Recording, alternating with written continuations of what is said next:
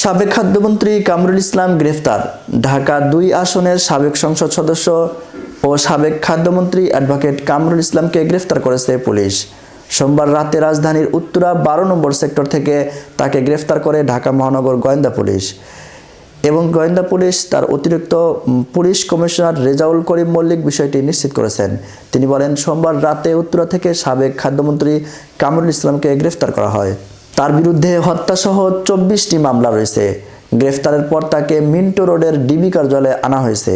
মঙ্গলবার তাকে আদালতে সোপর্দ করে রিমান্ডের আবেদন করা হবে।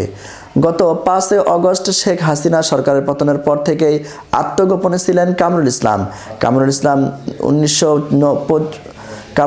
১৯৫০ সালের জুনে ঢাকার মোহাম্মদপুরে জন্মগ্রহণ করেন। ঢাকা বারে যোগদানের মাধ্যমে আইন পেশা শুরু করেন কামরুল ইসলাম। পরে বাংলাদেশ সুপ্রিম কোর্টের আইনজীবী হিসেবে যোগদান করেন। বর্তমানে বাংলাদেশ আওয়ামী লীগের প্রেসিডিয়াম মেম্বার হিসেবে দায়িত্ব পালন করেছেন।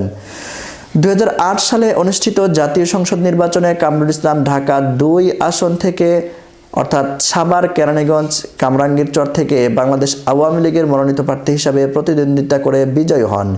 এ সময় তিনি আইন, বিচার ও সংসদ বিষয়ক মন্ত্রণালয়ের প্রতিমন্ত্রী হিসাবে দায়িত্ব পালন করেন।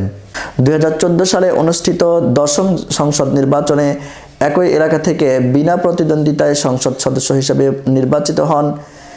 এরপর ২০১৪ সালে তিনি খাদ্যমন্ত্রী হিসাবে দায়িত্ব পালন করেন।